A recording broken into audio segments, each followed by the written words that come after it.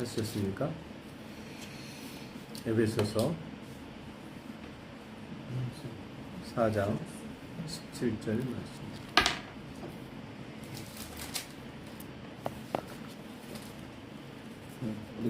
4장 17절 말씀입니다.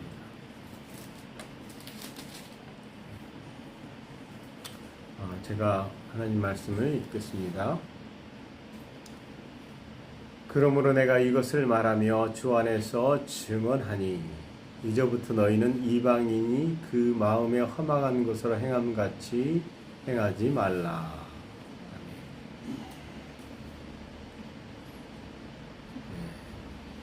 오늘 말씀은 새로운 피조물은 새로운 사고방식을 요구합니다. 새로운 피조물은 새로운 사고방식을 요구합니다. 이 말씀으로 하나님 말씀을 전합니다.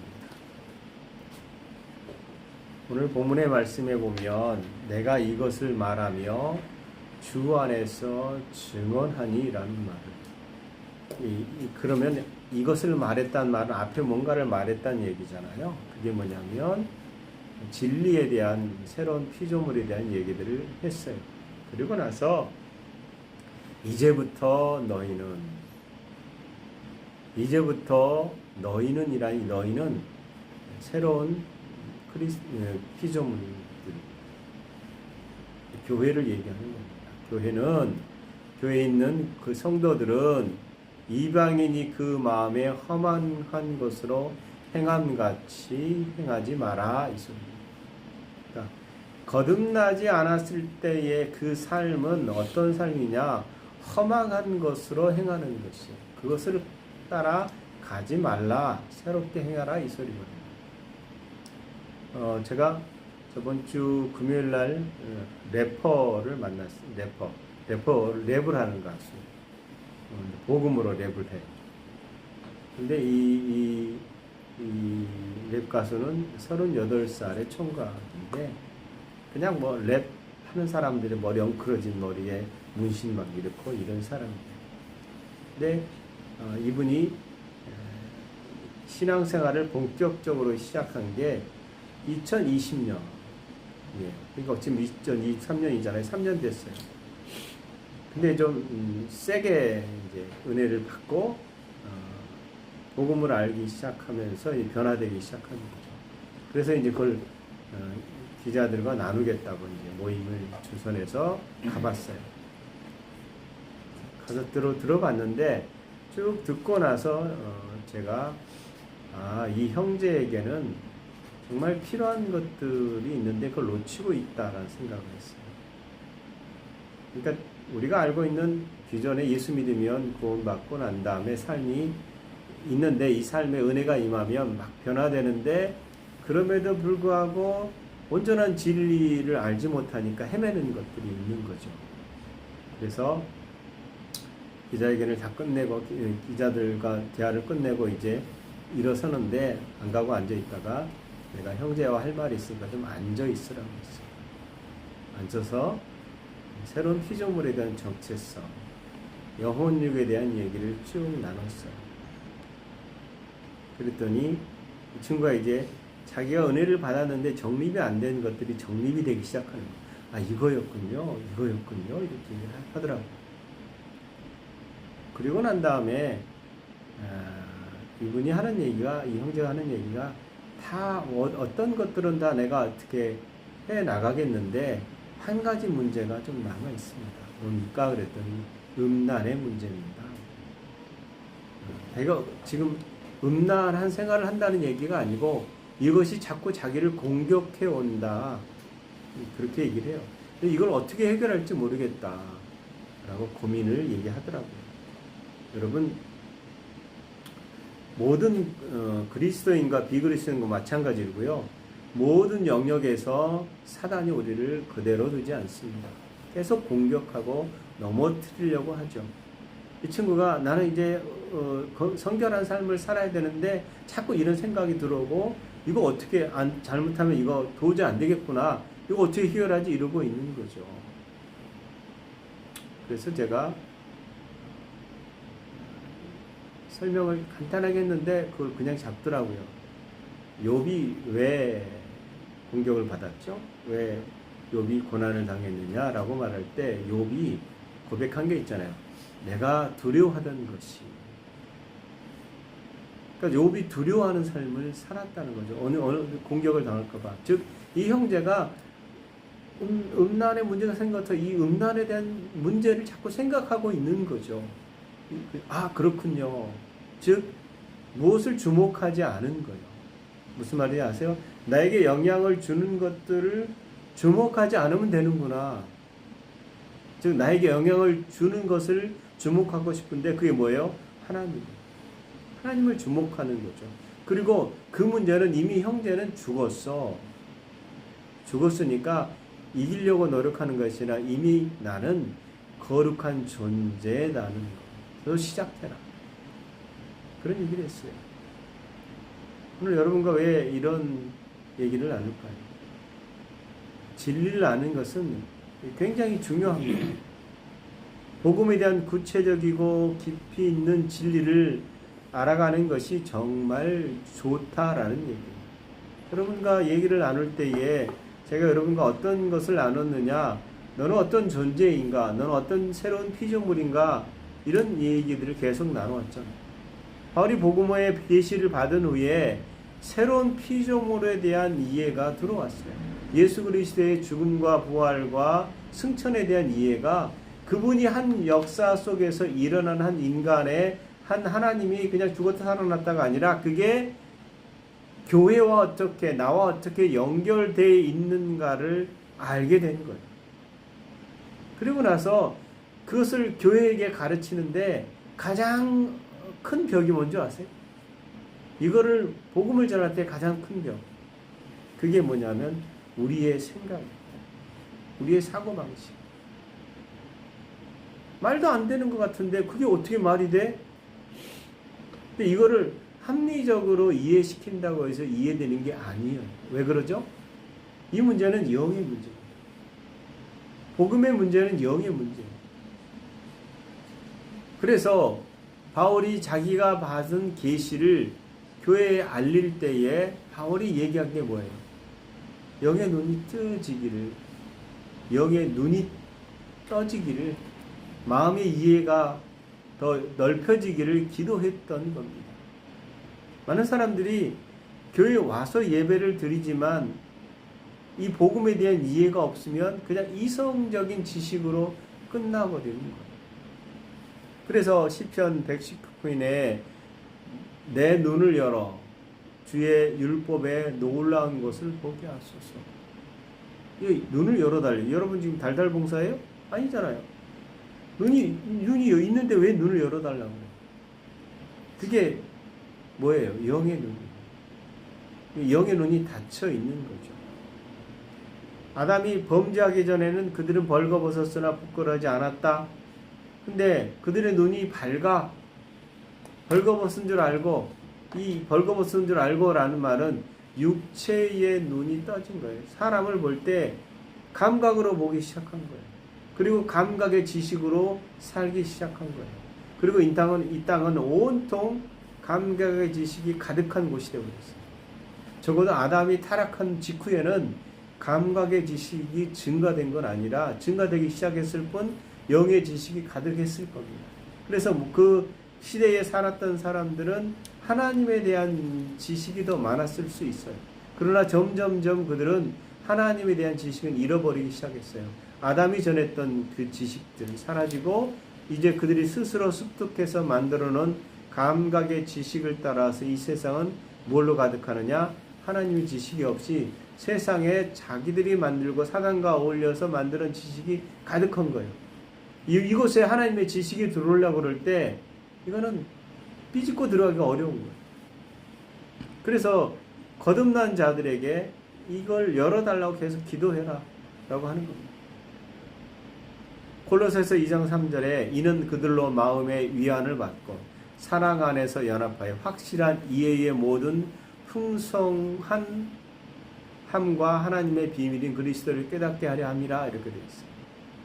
에베소서 2장 18절 우리가 잘 알죠. 시작이 뭐예요? 너희 마음의 눈을 밝히사라고 되어 있습니다. 이 밝히다는 말이 디아노니아로 깊은 사고의 이해예요. 깊은 것, 영의 눈이 열려서 그 마음이 새로운 이해를 갖기를 원한다라는 것. 내가 느끼고 이 땅에서 경험했던 이 모든 것, 하나님을 알기 전에 알았던 이의 모든 것은요, 하나님을 알아가는데 방해가 돼요. 그래서 이것을 십자가에 못 박아버렸으니까 이것으로 붙들고 있지 마라, 이 소리입니다. 세상에 지식이 가득할수록 영의 지식은 없어요. 그래서 의미에 대한, 즉 영의 지식을 말할 때 그 의미에 대한 이해가 없는 겁니다. 바울은 에베소서에 우리가 알면 그 전반부에는 하나님의 계획, 굉장한 계획을 얘기하고 목적을 기록하고 있어요. 그 다음에 구원에 대한 이해, 구원을 통해서 우리가 어떤 존재로 변화됐는지를 정확하고 세밀하게 얘기합니다. 또 우리가 그 구원의 위대한 유산으로 말미암아 하나님의 놀라운 계획이 있는데 그 계획의 일부가 됐구나. 여러분, 하나님을 알기 전에는요, 우리의 계획은요, 하늘의 것이 하늘에 있는 것들이 아니에요. 땅에 있는 것들이에요. 어떻게 하면 더 편하게, 더 잘 맞게, 더 폼나게 좋은 차, 좋은 집, 높은 권력과 높은 지식들. 여러분, 학교 교수가 왜 존경을 받아요? 세상의 지식이 다른 사람보다 많았어요. 그를 가르치니까. 그런데 그들이 하나님의 지식을 가르친 적이 있냐고? 없잖아요.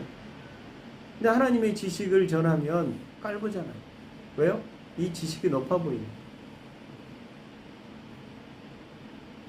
바울이 에베소서에서 시작할 때 진리를 계시하잖아요. 로마서도 마찬가지예요. 우리 유선한 사모가 지금 하는 로마서를 보면 로마서 12장까지만 하고 안 하겠대요. 왜요? D는 생활편이라서. 무슨 말이냐면 우리가 진리를 알면 이 진리에 대한 계시를 갖고만 있는 게 아니에요. 어떻게 해야 돼요? 그것을 적용해서 삶에서 변화되지 않으면 아무 소용이 없어요. 아, 나 알아. 알면 어떡할 거예요? 알면 행해야 됩니다. 거듭난 피조물에게 하나님이 끊임없이 너는 어떤 존재인지를 얘기해요. 그래서 우리 마음이 새로운 피조물에도 이해가 생기기 시작하면 거기에 마음이 뺏겨요. 그래서 너무 기분이 좋은 거죠. 아, 내가 이런 존재구나. 그래서 에베소서에서도 그리스도 안에서 우리의 정체성과 아버지께 받은 유산이 얼마나 엄청난가를 계속 발견해요. 우리가 선택을 받았고 하나님의 용남을 받았고 사랑받았구나. 죄 용서를 받았구나. 그리고 인정받고 안전하고 우리가 강건하게 되었구나. 모든 쓸 것이 풍성하게 공급되었구나. 눈에 보이는 것이 아니고 눈에 보이지 않는 것이 실제구나. 이런 사실을 알기 시작해요. 그리고 4장에 가면은 저 멀리 보았던 이 놀라운 진리들이 온 사방에 있다는 걸 알기 시작해요. 여러분, 제가 고등학교 때 하나님의 존재에 대한 기도를 할 때 하나님 계시면 말씀하세요. 나 그럼 절대 이제 교회 안 나와요 라고 말할 때 그분이 저에게 줬던 계시 중에 하나는 뭐냐면 하나님이 온 천지에 빽빽하게 계시더라고요. 풍선이 빵빵하잖아요. 그렇게 계셨어요. 근데 제가 그 진리를 깨달은 다음에 그 다음부터 적용하고 살았어요. 아, 계시는구나. 여기 빽빽하게 계시는데 그게 하나님의 신학적으로 편재성이라고 그래요. 어디 있는지 계세요. 근데 그 어디든지 계시다는 진리를 깨달은 다음에 내가 어디든지 계시다는 걸 인정하고 살았냐고요. 그렇지 않았어요. 다시 말하면 진리를 아는 것으로 그쳐서는 안 된다. 당연한 것처럼 여겼는데 그 다음에 우리가 후속 조치를 할 필요가 있다라는 거죠. 예전에 알았던 나에 대한 삶이 아니라 새로운 사람의 새로운 피조물의 삶을 시작해야 된다는 거예요. 이제 앞으로 나아갈 시간이다. 여러분, 제가 머리 자르러 갔더니 그 원장이 수영을 한대요. 어디서 하느냐? 한강에서. 한강에서. 한강 어디요? 그랬더니 잠실대교가 그 밑에 수중보가 있어요. 이렇게. 유람선은 잠실대교 이상 못 가요. 거기에 수중보가 있어서 못 올라가고 턱이 있어요. 거기서 왔다 갔다 하는데 다른 데서 하면 유람선에 부딪힐 수도 있고 그래서 거기는 안 가고, 근데 이게 슈트라고 수영 슈트 있거든요. 그거 입고 한대요. 나이가 이제 50대 중반일 거예요, 그분이. 근데 중간 정도 갔다 한대요. 여러분, 제 수영 실력이 어느 정도 될 것 같아요?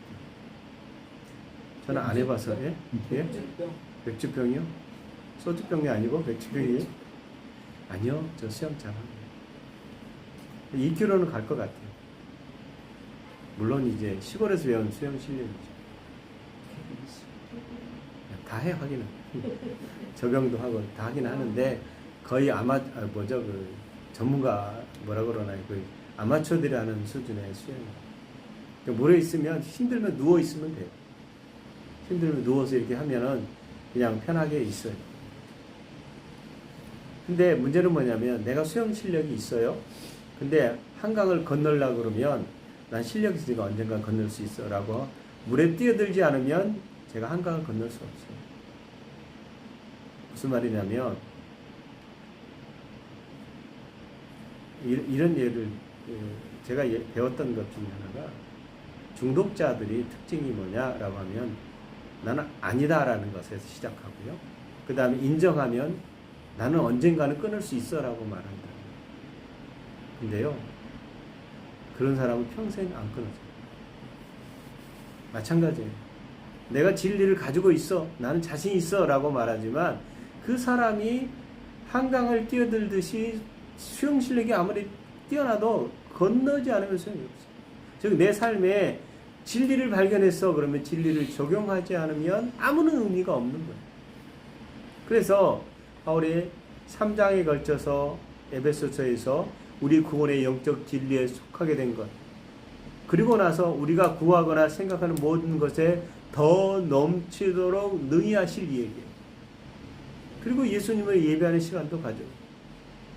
그런 다음에 여러분, 육상 선수의 트랙이 있으면 육상 선수는 그 트랙에 준비하고 뛰어야 되는 거예요. 근데 뛰어들지 않으면, 달리기를 하지 않으면 골인 지점에 못 가는 거예요. 그래서 바울이 3장에 끝날 때 그러므로 라고 시작해요. 그리고 4장 1절에 그러므로 주 안에서 갇힌 내가 너희를 구원하노니 너희가 부르심에 받은 일에 합당하게 행하여 라고 4장 1절에 얘기하는 거예요.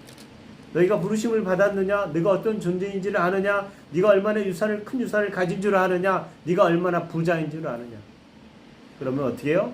합당하게 행하라.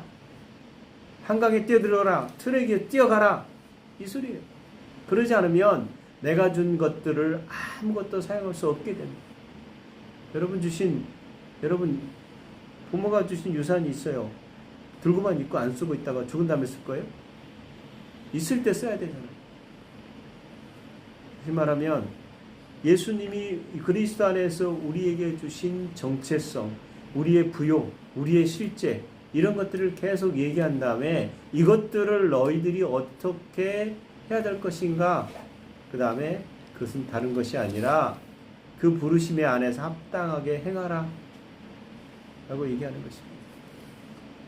그래서 이제 겸손할 수 있고 용서할 수 있고 신실할 수 있고 기도할 수 있고 정직할 수 있고 도덕적인 성결함, 성실함, 흠이 없는 자가 될 수 있게 됐는데, 그런 삶을 살도록 뛰어들어라.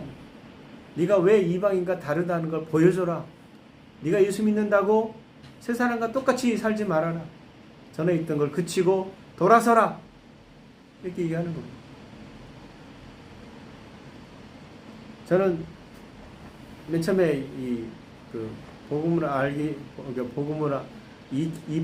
알기 전에 제가 이런 걸 많이 헤맸어요. 예를 들어 심리학, 정신분석학, 치유라고 그러죠. 내적 치유 이런 것들도 많이 가서 훈련도 받았고, 심지어는 내가 문제 있는데 아내를 막 강제로 데려가려다가 실패하고 막 내가 문제가 있는.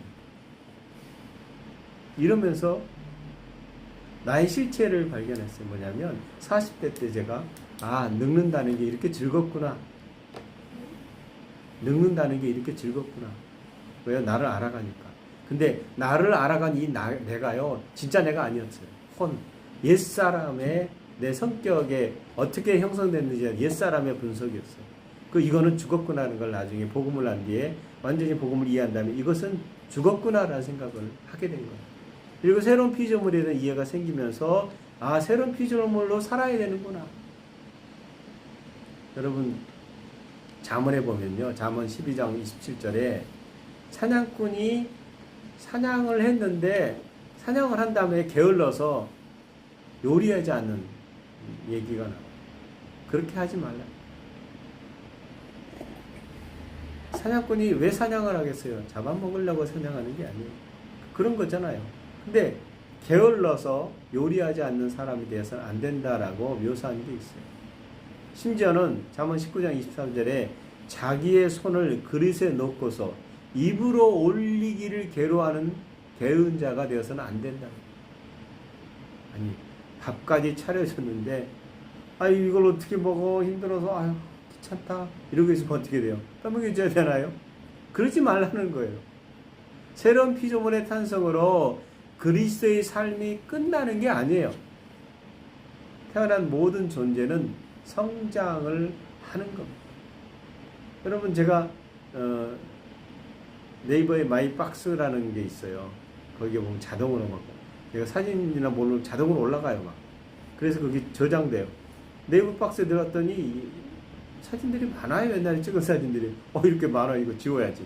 지우는데 지우다 보니까 뭐가 나오냐면 아니까 아기 때부터 사진들이 있어요. 찬미가 보냈던 사진들이죠. 그 사진들이 아니까 아주 아기부터 시작해서 그 사진들이 쭉 있는데 그 사진을 보면은 얘가 자라나는 걸 볼 수 있잖아요. 근데 만약에 사진이 하나도 안 자라고 계속 있어 보세요. 이쁘긴 이쁘죠. 근데 어떻게 부모에게는 근심거리. 안 자랍니다. 다시 말하면 우리가 하나님의 근심거리가 되지 말아야 돼요. 새로운 피조물이 됐으면 자라나야 되는데 계속 응석바지로 내가 옛날에 이랬으니까 나는 계속 이렇게 있어야 돼 라는 것으로 잊지 말라는 거예요.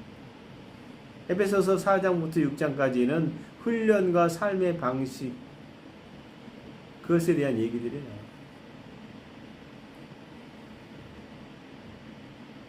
바울은 에베소서 4장 22절 24절에 유혹의 욕심을 따라 썩어져가는 구습을 따르는 옛사람, 옛날에 자신을 상징했던 부분들 이걸 벗어버리고 오직 너희의 심령이 새롭게 돼 하나님을 따라 의와 진리의 거룩함으로 지으심을 받은 새 사람을 어떻게 해요?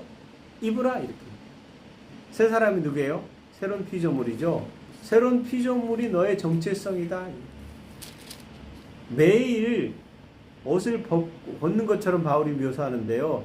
더럽고 옷에 맞지 않는 새 옷을 이것을 벗어버리고 새 옷을 날마다 입어라 이 말은요. 날마다 그걸 시인하라 이 소리예요. 오늘 날마다 죽어라 이 소리는요. 또 죽이는 게 아니에요. 죽어버린 것을 인정하라는 거예요. 예수님이 죽은 자를 말씀으로 이렇게 살리신 사건이 있어요. 누구죠? 죽은 자를 살렸어요. 예수님. 나사로? 예, 나사로. 여러분 나사로를 사흘 동안 1, 2, 3, 4일 동안 무덤에 있었어요. 상식적으로 썩어 문드러지는 거예요. 살도 문드러져요. 사람은 딱 죽으면 모든 시체도 동물도 마찬가지로 죽으면 화학적 변이로 인해서 이 질서들 여기 안에 있던 화학적 질서들이 다 무너지기 시작하면서 썩기 시작해요. 그거를 안 썩게 하기 위해서는 그래서 냉동 보관하는 거죠. 그러나 놔두면 썩어요. 우리 몸은 어떻게 보면 화학 구조로 되어 있는 것들이거든. 모든 게. 그 흙으로 돌아가요. 흙도 화학 구조거든. 근데 사흘이 됐어요. 상식적으로 도저히 살릴 수 없어요. 그 살릴 수 없는 것을 예수님이 나사로야 나오너라. 그래서 살아났어요. 요한복음 11장 44절에 족을 배로 동인 채 배로 동인 채 나오는데 얼굴은 수건으로 쌓여 있더라 이렇게 있어요. 지금 우리나라 말하면 염해가지고 꽁꽁 묶은 상태로 나온 거죠. 자, 이거를 어떻게 해야 돼요? 살렸어요. 살아났어요. 이 상태에서 너 그대로 살아라 그러겠어요? 뭐라고 얘기해요? 사람들에게. 풀어놓아 다니게 하라 이렇게. 야, 나사로 살았다. 저대로 그냥 맨날 무슨 이거 뭐라 그러죠? 예, 강시처럼 그냥 냅둬라 이랬어요? 아니에요. 풀어놔야 삶을 사는 거죠. 이 말이 뭐냐면요. 나사로는 이제 그 옷을 벗어버리고 옛사람의 옷을 벗어버리고 일상의 삶을 다시 살도록 해라. 새로운 피조물의 삶을 살도록 해라 이 소리예요. 우리가 거듭났는데 옛사람이 묶여가지고 강시처럼 살 거예요? 그럴 수 없잖아요. 새롭게 살아야죠 일상을.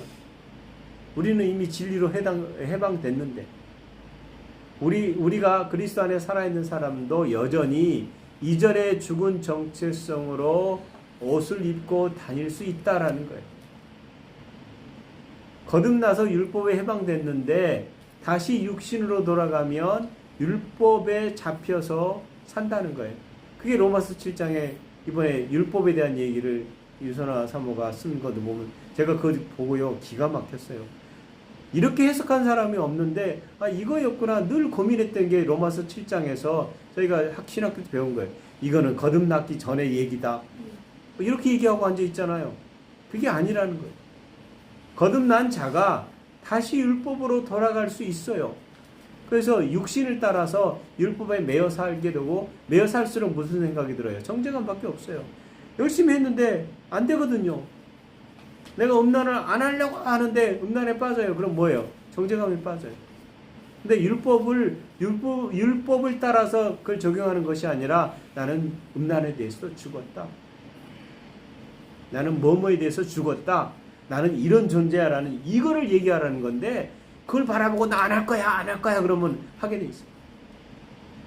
그게 로마서 7장에 하는 그 얘기 중에 하나더라고요. 율법에 대한 얘기가 이렇게 이해되는구나. 세상에 3년 동안 신학교 다니면서 배워도 안 됐던 거를 가슴에 풀어주더라고요. 얼마나 감사해. 여러분 생각해 보십시오. 옛날에 늘 입고 다녔던 더러운 속박의 낡은 옷, 지독한 불쾌감을 주는 그리고 고통과 상실을 안겨줬던 이 옷을 왜 다시 입으려고 해요? 그 옷을 입을 때는 우리 모습은 끔찍해요. 그것은 마치 살아난 나사로가 이 베옷에 이게 얽혀있는 염에 그 모습이 이 모습으로 또 살고 싶냐고요. 벗어버려야 돼요. 더럽고 누추하고.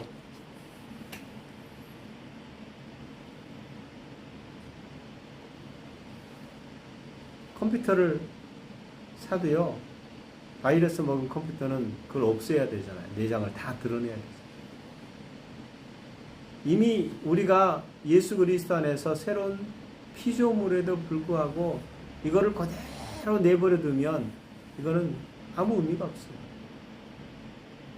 제가 버릇이 하나가 있는데요. 어떤 버릇이냐면 씨앗 모으기를 좋아해요. 그 집에다가 돌아다니면서 씨앗 하나씩 해서 봉지에 넣어놔요. 근데 이거 결국 버려요. 왜 그러냐면 씨앗은 내버려 두면 싹이 안 나요. 그러잖아요. 또 어떤 거는요. 추위를 맞이해야 돼요. 근데 추위를 맞이하지 않고 씨앗을 그대로 놔두면 몇 년 있으면 쓸모없는 씨앗이 돼요. 씨앗은 그 안에 열매까지 다 담겨있는 DNA가 있어요. 근데 내버려 두면 쓸모가 없어요.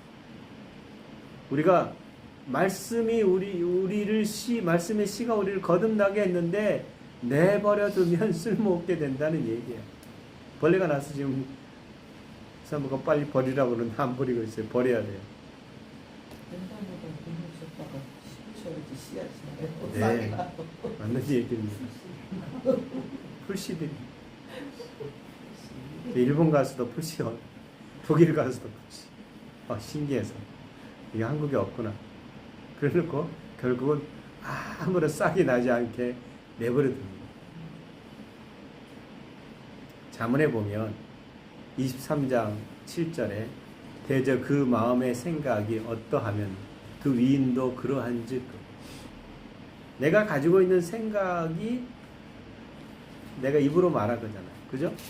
그래서 저 사람 왜 저래? 그런 거는 저 사람 말하는 거 보니까 싸가지가 없네? 이런 뭐예요? 그 사람이 가지고 있던 생각을 말하는 거거든요. 그 사람의 인격이에요. 모든 것은 여기서 출발합니다. 로마서 8장 5절에 육신을 따르는 자는 무슨 일을 해요? 영의 일을 하지 않아요. 육신의 일을 해요. 영을 따르는 자는 영의 일을 생각해요. 지금 우리가 육신이에요, 영이에요? 우린 영이에요. 영을 따라야 되는데 여전히 육신, 몸과 연합한 내 마음이, 몸과 연합해서 마음이 육신이 원하는 것을 하는 이 육신적인 삶이에요. 여러분, 은사가 풍성했던 고린도 교회가 영적인 교회, 영에 속한 그리스도인들이었어요. 육신에 속한 그리스도인들이었어요. 고린도 교회가 은사가 풍성했거든요. 그러니까 오늘날 진리를 제대로 알지 못하면 은사 가진 사람들을 쫓아가다가 망해요. 전에도 얘기했지만 제가 아는 분, 하나님 음성을 듣는다고 말하고 수많은 사람들이 상담하러 와요. 근데 잘못된 음성이에요. 근데 이분은 잘못된 음성을 따라 가르침을 받았어요. 그래서 이빨이 없어요. 이제 다 거의 빠졌어요. 근데 뭐라고 얘기하냐면, 하나님이 나에게 이런 고난을 주셔서 이렇게. 그거 아니잖아.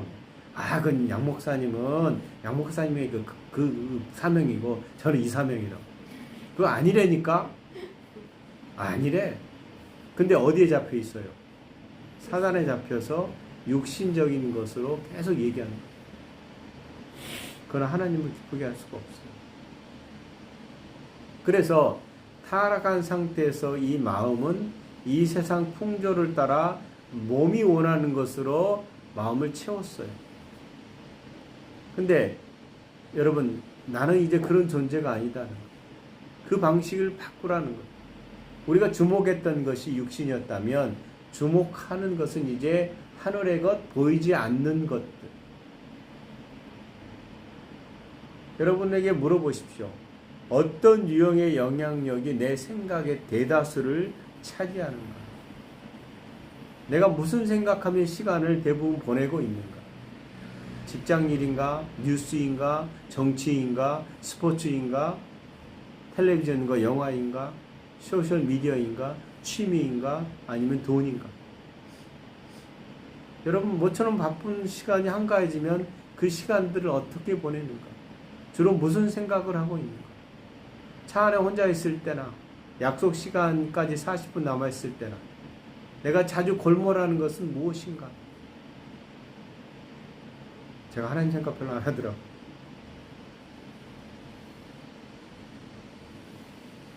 여러분에게 방언기도 열심히 하십시오. 그리고 저도 한다고 하는데 어느 순간 안 하고 있어요. 뭐냐면 의지를 가지고 돌파를 하지 않으면 안 된다.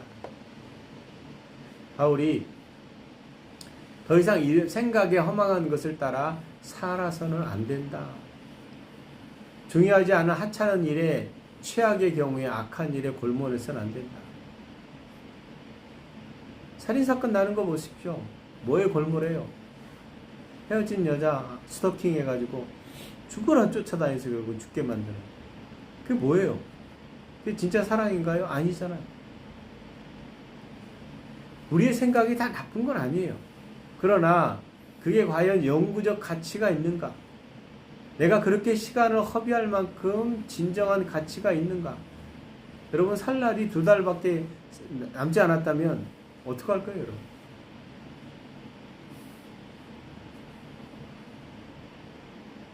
제가 지금 있던 언론사에 복귀하고 시간이 벌써 6년이 지났더라고요. 금방 지나가더라고요.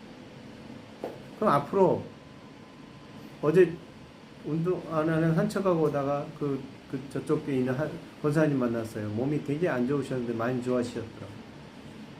그래서 한번 물어봤어요. 권사님 나이가 좀 어떻게 되세요? 90이래요.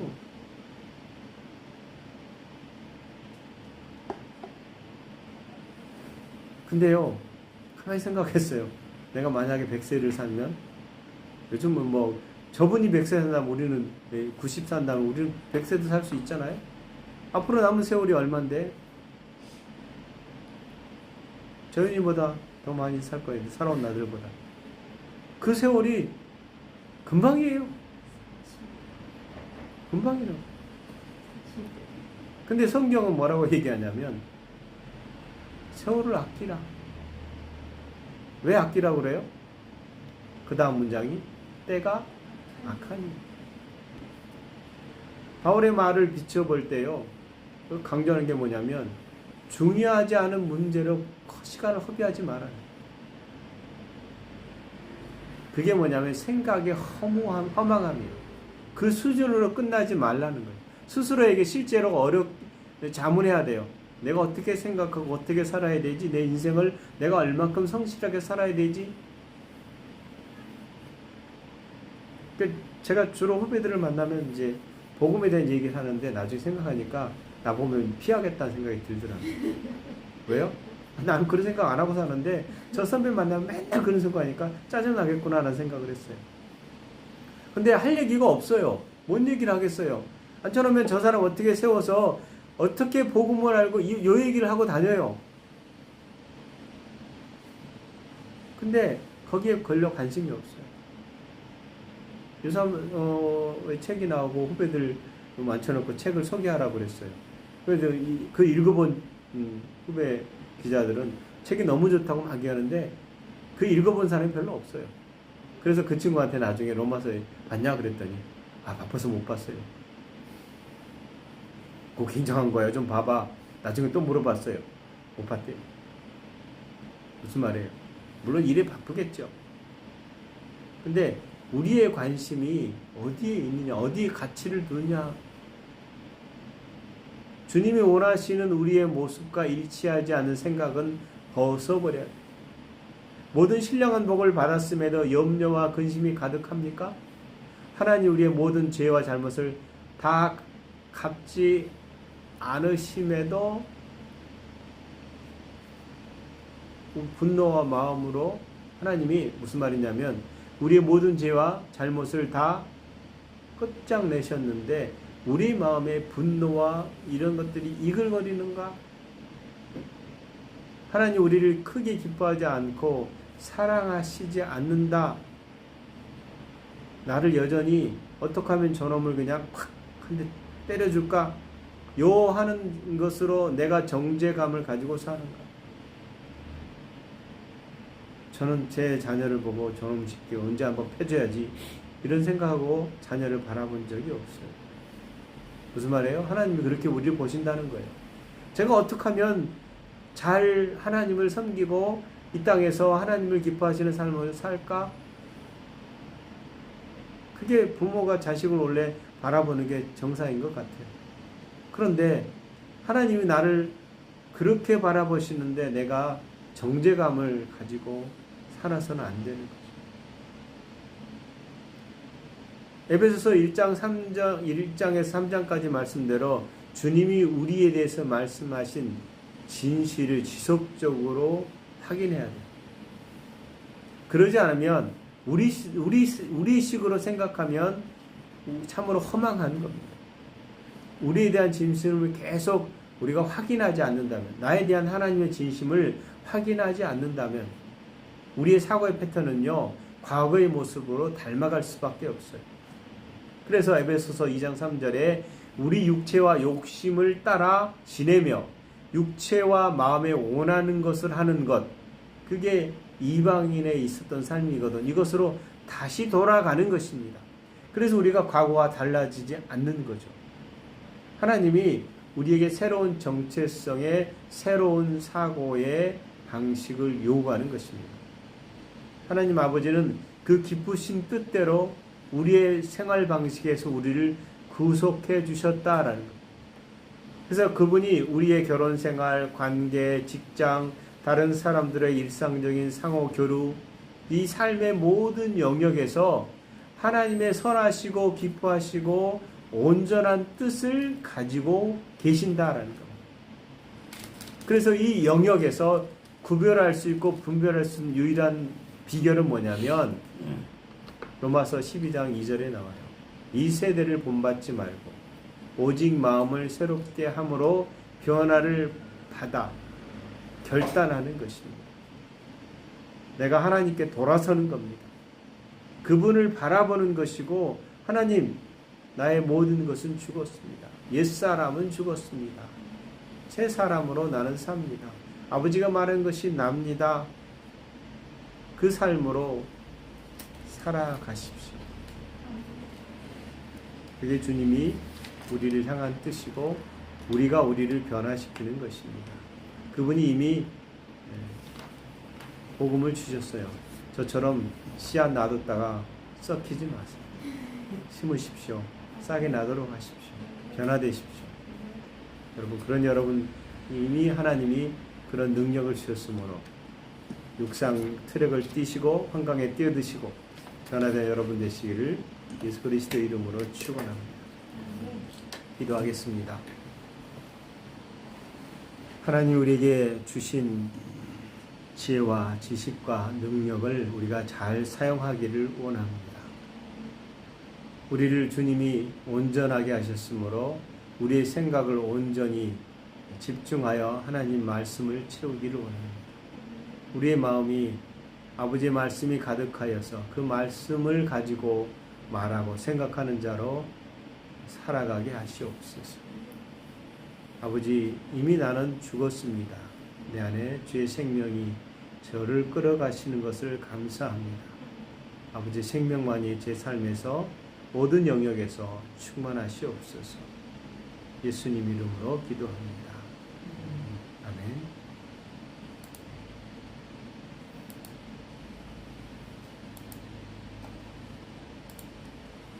찬양합시다.